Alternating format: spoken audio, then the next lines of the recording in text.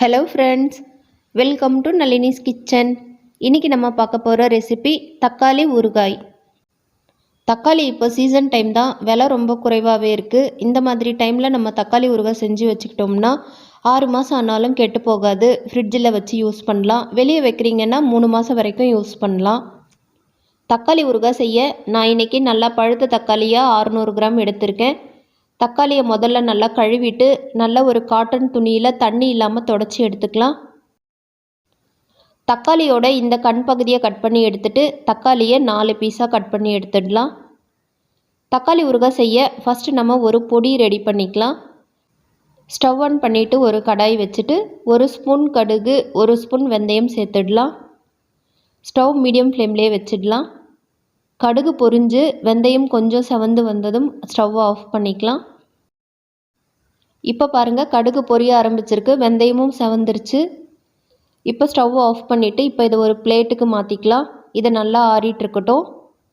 அதே கடாயை வச்சுட்டு 50 ml அளவுக்கு நல்லெண்ணெய் சேர்த்துக்கலாம். ஊறுகாய் எப்போவுமே நல்லெண்ணெயில் தான் செய்யணும், அப்போ தான் டேஸ்ட்டாகவும் இருக்கும், ரொம்ப நாளைக்கு கெட்டு போகாமையும் இருக்கும்.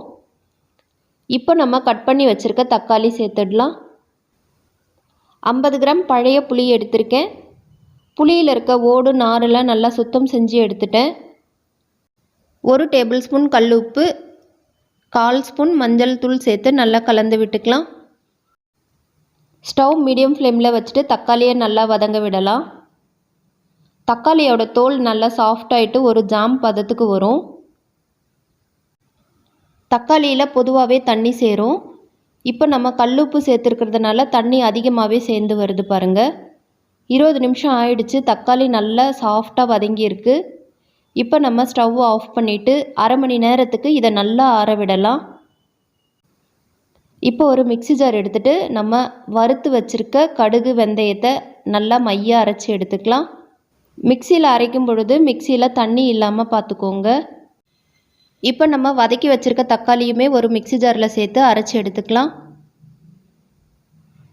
மிக்ஸி ஜாரை நல்லா தொடச்சிட்டு எடுத்துக்கோங்க, தண்ணி இல்லாமல். இப்போ நம்ம தக்காளி ஊறுகாய் தாளிச்சிக்கலாம். ஸ்டவ் ஆன் பண்ணிவிட்டு கடாய் வச்சுருக்கேன். கடாய் சூடானதும் 50 ml அளவுக்கு நல்லெண்ணெய் சேர்த்துக்கலாம். எண்ணெய் சூடானதும் 1/2 ஸ்பூன் கடுகு உளுத்தம் பருப்பு, ஒரு சின்ன துண்டு கட்டி பெருங்காயம், 15 பல் பூண்டு சேர்த்துடலாம். ஸ்டவ் நல்லா லோ ஃப்ளேமில் வச்சிடலாம்.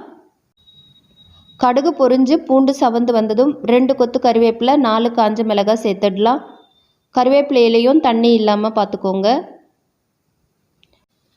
ஸ்டவ் நல்லா லோ ஃப்ளேமில் வச்சுட்டு 50 கிராம் தனி மிளகாய் தூள் சேர்த்துடலாம். 1 நிமிஷத்துக்கு மிளகாத்தூளை நல்லா வதங்க விடலாம். இப்போ நம்ம அரைச்சி வச்சுருக்க தக்காளி விழுதை சேர்த்துடலாம். மிக்சியில் தக்காளி விழுது இருக்குன்னா ஸ்பூன்லேயே எடுத்துக்கோங்க, தண்ணி யூஸ் பண்ணக்கூடாது. ஓப்பனில் வச்சு தான் கொதிக்க விடணும், கண்டிப்பாக மூடி போடக்கூடாது. ஸ்டவ் நல்லா லோ ஃப்ளேமில் வச்சுட்டு கொதிக்க விடலாம், அப்போ தான் மேலே தெறிக்காமல் இருக்கும். எண்ணெய் தேவைப்பட்டதுன்னா இடையில இந்த மாதிரி கொஞ்சமாக சேர்த்துக்கோங்க. லோ ஃப்ளேம்லேயே 15 நிமிஷத்துக்கு நல்லா கொதிக்க விடலாம். நடுவில் கலந்து விட்டுக்கோங்க. இப்போ பாருங்கள் ஃப்ரெண்ட்ஸ், எண்ணெய்லாம் நல்லா ஓரத்தில் நடுவில் பிரிஞ்சு வருது. இப்போ நம்ம அரைச்சி வச்சுருக்க கடுகு வெந்தய பொடியை சேர்த்துடலாம். 2 நிமிஷத்துக்கு நல்லா கலந்து விட்டுக்கலாம். கடைசியாக கொஞ்சமாக வெல்லம் சேர்த்துக்கலாம். ஊறுகாவுக்கு நல்ல ஒரு சுவையை கொடுக்கும். வெல்லம் சேர்த்த பிறகு 1 நிமிஷம் நல்லா கலந்து விட்டுட்டு ஸ்டவ் ஆஃப் பண்ணிக்கலாம். பாருங்கள் ஃப்ரெண்ட்ஸ், தக்காளி ஊறுகாய் சூப்பராக ரெடி ஆகிடுச்சு. 2 மணி நேரத்துக்கு மூடி போடாமல் ஆற விடலாம். ஆறின பிறகு பாருங்கள், தக்காளி ஊறுகாய் நல்லா கெட்டியாக இருக்குது. இப்போ இதை ஏர்டைட்டான ஒரு கண்ணாடி பாட்டிலில் ஸ்டோர் பண்ணி வச்சுக்கலாம். ட்ராவல் பண்ணும்பொழுது ஹாஸ்டலில் இருக்க பிள்ளைங்களுக்கு இந்த தக்காளி ஊறுகாய் ரொம்பவே யூஸ்ஃபுல்லாக இருக்கும்.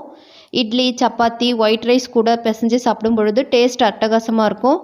இதே மெத்தடில் இதே அளவுகளோட தக்காளி ஊறுகாய் நீங்களும் கண்டிப்பாக ட்ரை பண்ணி பாருங்கள் ஃப்ரெண்ட்ஸ். இந்த வீடியோ உங்களுக்கு பிடிச்சிருந்தா மறக்காமல் லைக் பண்ணுங்கள், உங்கள் ஃப்ரெண்ட்ஸ் அண்ட் ஃபேமிலிக்கு ஷேர் பண்ணுங்கள். நம்ம சேனலை இது வரைக்கும் சப்ஸ்கிரைப் பண்ணலனா ப்ளீஸ் சப்ஸ்கிரைப் பண்ணிக்கோங்க. தேங்க்யூ.